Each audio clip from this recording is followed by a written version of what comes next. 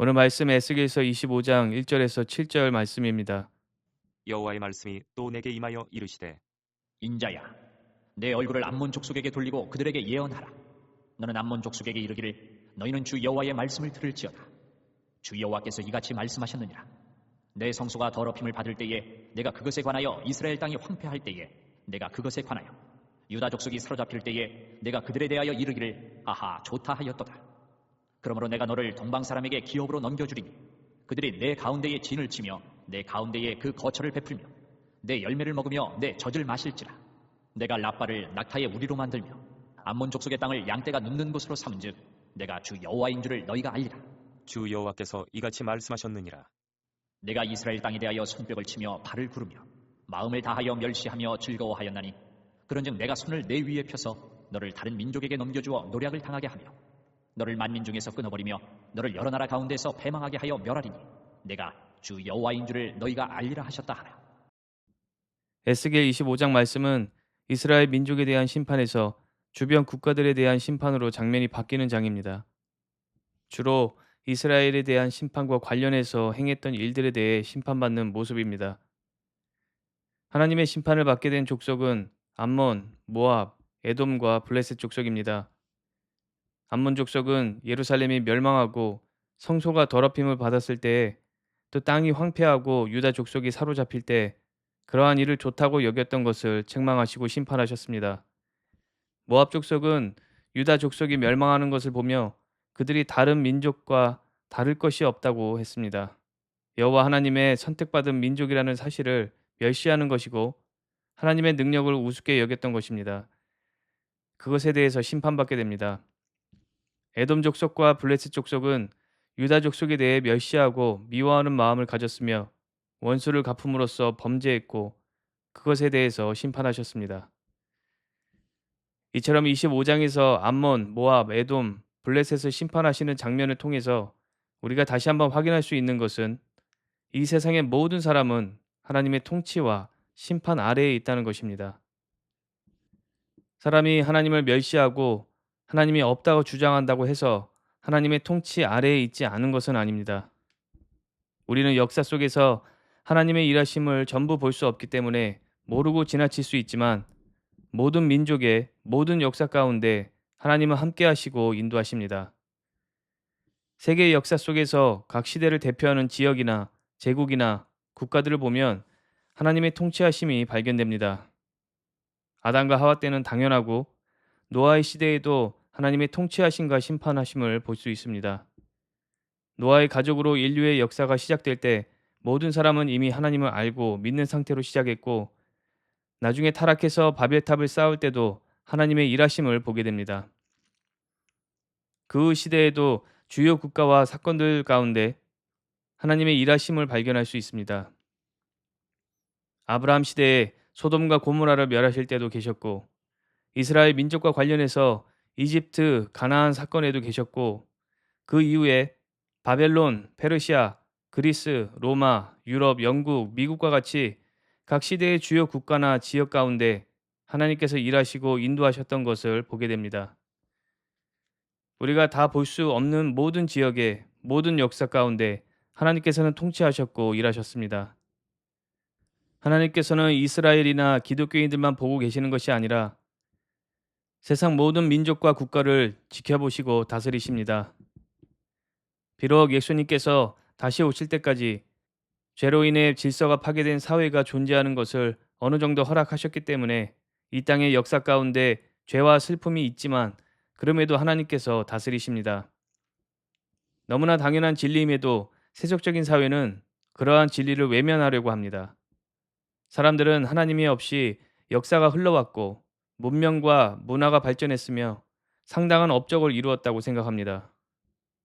그러나 하나님께서 창조하신 땅에서 하나님께서 주신 자연 법칙과 창의력과 지혜와 지식과 영감과 동기 같은 수많은 요소로 문화를 만들고 문명을 발전시키고 도시를 건설하고 어떤 가치에 대해 고민하고 적용하며 사는 것입니다. 세속적인 세상은 우주와 생명체가 우연하게 탄생했다고 주장하고 그렇게 우연으로 진화된 인간의 발전과 성과를 칭송하지만 어느 것도 하나님 없이는 일어날 수 있는 일이 없으며 모든 것은 그분의 주권과 허락하신 가운데 있습니다. 그렇게 모든 것을 주관하시는 하나님께서 이 땅의 모든 사람들에 대해서 예외 없이 공의와 정의를 보이십니다. 육신이 죽을 때와 마지막 날에도 심판하시지만 이 땅에 있는 동안에도 죄인된 사람들을 심판하시고 정의를 이루십니다. 계속 나누고 있는 에스겔서에서 이스라엘 민족에 대한 철저한 심판을 말씀하시며 그들이 얼마나 큰 죄인인지를 알게 하시기 때문에 이스라엘 민족만이 심판받을 죄인인 것처럼 보이지만 실로 모든 민족, 모든 인류는 하나님 앞에서 죄인이며 심판을 피할 수 없다는 것을 오늘 본문을 통해 확인합니다. 본문에서 보는 이방 민족들은 이스라엘의 멸망을 보고 즐거워하며 합당한 일을 당했다고 생각했지만 정작 그들도 심판받아 마땅한 죄인이라는 것은 생각하지 못했습니다. 이방 국가들의 죄는 여러 가지가 있었지만 이스라엘의 멸망과 관련해서는 조롱과 적대심과 폭력 등이 있었고 무엇보다 하나님에 대한 멸시가 있었습니다. 그 시대에는 민족의 흥망성쇠가 각 민족이 섬기는 신에게 달렸다고 생각했고 특히 전쟁은 신들의 싸움으로 여겨졌기 때문에 이스라엘의 멸망은 곧 여호와 하나님의 패배로 여겨졌던 것입니다. 그런 생각으로 여호와 하나님을 멸시한 것을 심판하셨습니다. 단순히 이스라엘의 하나님으로서 그들을 심판하신 것이 아니라 만물의 하나님으로서 그들을 심판하신 것입니다. 죄의 근본은 하나님을 모르는 것이고 하나님의 뜻과 질서를 대적하는 것입니다. 아무리 선량하게 사는 사람일지라도 하나님의 질서를 대적한다면 죄인일 수밖에 없습니다. 하나님 외에 다른 신이 있다고 생각하는 것도 죄악이고 하나님께서 다른 신보다 능력이 못하다는 생각도 죄악 중에 죄악입니다. 오늘날 세속적인 세상에서는 신들의 전쟁을 믿지 않지만 여전히 자신들의 우상을 의지하면서 서로 싸우고 있습니다. 지금도 돈이나 권력이나 명예를 숭배하고 믿습니다. 또 과학적인 요소와 인간 중심의 생각으로 만든 철학이나 이념이나 사상을 숭배합니다. 겉으로 보기에는 이런 세상의 가치를 의지하고 숭배하면서 사람과 사람이 싸우고 민족과 민족이 싸우는 것 같지만 깊이 들여다보면 이 모든 싸움도 결국은 하나님을 대적하는 악한 세력과의 영적인 싸움인 것을 알 수 있습니다. 세상의 가치를 의지하고 숭배하는 사람들끼리 싸우는 것은 욕심과 증오와 자존심 때문이겠지만 서로 그러한 싸움을 하면서도 공통적으로 하나님을 대적합니다. 그렇기 때문에 성도는 세상으로부터 핍박을 받게 되는 것입니다. 마치 구약시대의 수많은 국가들이 자신들의 우상을 의지하면서 욕심과 증오와 자존심을 위해 서로 싸웠지만 죄에 대한 생각으로 통합되어서 하나님의 민족 이스라엘을 미워하고 공격하는 모습과 같습니다. 그런 상황에서 이스라엘 민족은 항상 깨어서 여호와 하나님만을 예배하고 그분의 영광을 드러내야 했던 존재임에도 이방인들과 똑같이 어느 때는 그들보다 더 심각하게 우상을 숭배하고 극악한 죄를 지었던 것입니다.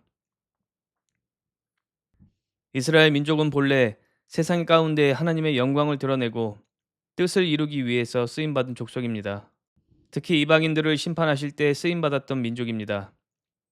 출애굽기 6장 6절에서는 하나님께서 이스라엘을 애굽에서 구하실 때 여러 큰 심판들로 구하신다고 말씀하십니다. 애굽에 보내신 10가지 재앙은 애굽 사람들이 숭배했던 각 우상들이 갖고 있는 특성을 대적하는 재앙이었습니다. 그러한 재앙으로 고난을 겪게 하시며 그들의 우상이 아무런 능력도 없음을 보여주시고 우상 숭배를 심판하셨던 것입니다. 창세기 15장에서 아브라함에게 큰 자손들과 가나안 땅을 약속하실 때 그의 자손들이 4대째가 되었을 때 그 땅에 돌아오리라 말씀하시며 그러한 시간이 걸리도록 하시는 이유는 16절에 아모리 족속의 죄악이 아직 가득 차지 아니함이라 말씀하셨습니다. 즉 가나안 땅에 들어갈 때 만났던 모든 족속과의 전쟁은 단순히 이스라엘을 축복하시기 위해서 선량한 민족을 멸하신 것이 아니라 그 족속들의 죄를 심판하시는 과정이었던 것이었습니다. 신명기 9장 4절 말씀을 보면 이스라엘이 가나안 땅으로 들어가는 과정에서 민족들을 쫓아내신 것은 이스라엘 민족의 의로움 때문이 아니라 이방 민족들의 악함 때문이라고 분명하게 말씀하셨습니다. 그렇게 하나님만을 예배하고 하나님의 도구로서 쓰임 받아야 할 이스라엘 민족이 이방인들과 똑같이 우상을 숭배하고 죄를 지은 것입니다. 그리고 이방인들이 보는 앞에서 죄에 대한 심판을 받게 된 것입니다. 오늘날 성도도 마찬가지입니다. 세속적인 세상 가운데서 하나님만을 예배하고 그분의 뜻과 질서를 선포하는 도구로서 쓰임받아야 할 사람들이 세상 사람들과 똑같이 우상을 숭배하고 죄를 지으며 하나님의 영광을 가리는 삶을 살기도 합니다. 하나님께서는 그러한 성도를 바른 길로 인도하시기 위해서 징벌하시고 연단하십니다.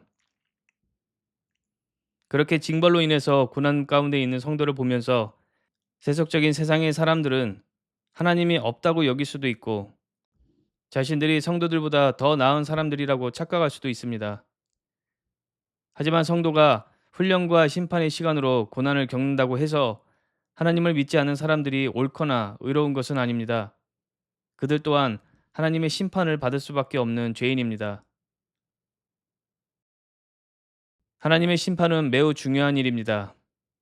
하나님께만 중요한 것이 아니라 피조물에게 중요한 일입니다. 그 이유는 심판을 통해서 정의가 세워지기 때문입니다. 하나님의 심판이 누군가에게는 두려운 일이 될 수도 있지만 누군가에게는 감사와 소망의 일입니다. 죄를 지은 사람은 심판이 두렵지만 억울한 사람에게는 희망이 됩니다.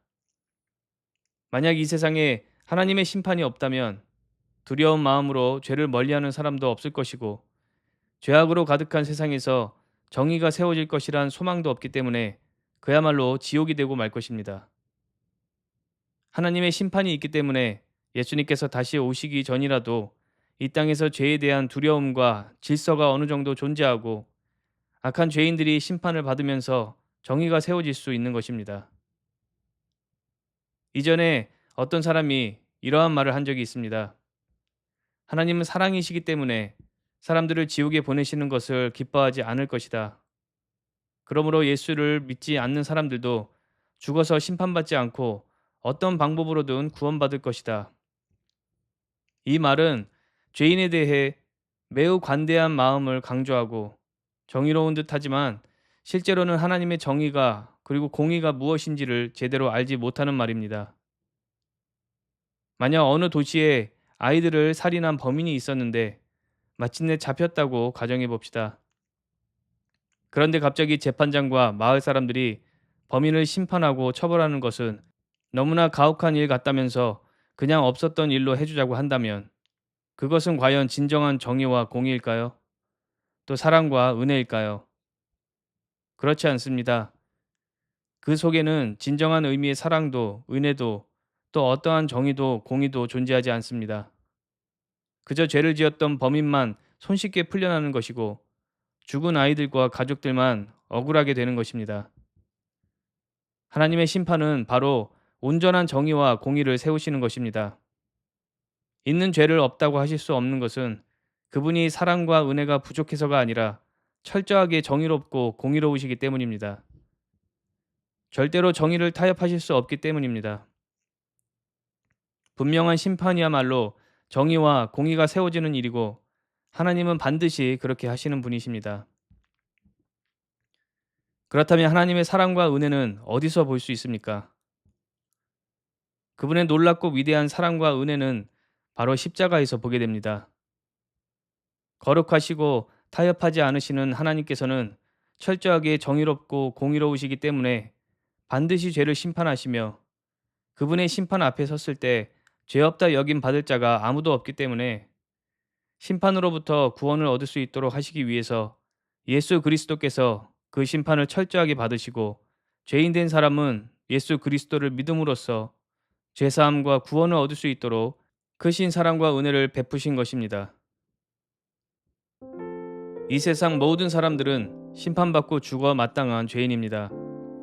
하나님을 믿지 않는 이방 족속들도 하나님의 선택을 받은 이스라엘 민족도 죄에 대한 심판은 피할 수 없습니다. 예수 그리스도를 믿지 않고 멸시하는 세속적인 사람들도 예수 그리스도를 믿는 성도들도 모두 죄인이고 본래 심판받아 마땅한 존재들입니다. 오늘 말씀을 통해서 그 어느 누구도 죄에 대한 심판 앞에서 절대 교만하거나 자만한 태도를 가져서는 안 된다는 것을 알아야 합니다.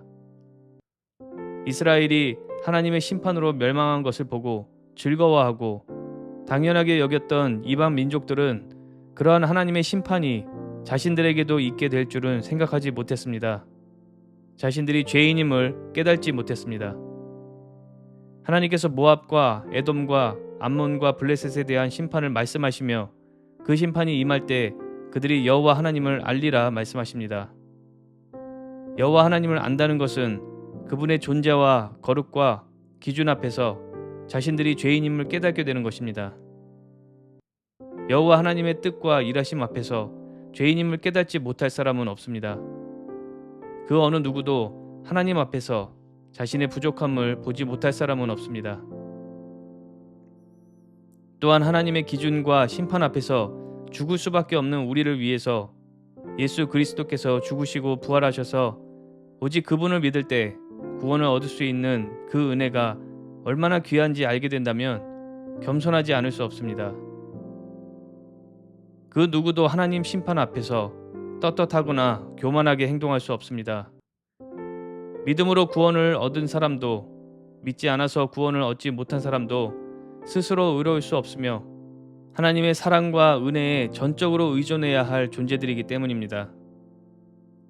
심판받아 마땅한 죄인이라는 것과 오직 은혜로 용서받고 구원받았다는 것을 제대로 알고 그 누구의 심판과 고난을 보아도 스스로 의롭다 자만하거나 다른 사람을 비난하지 않는 겸손한 성도 되시기를 바랍니다.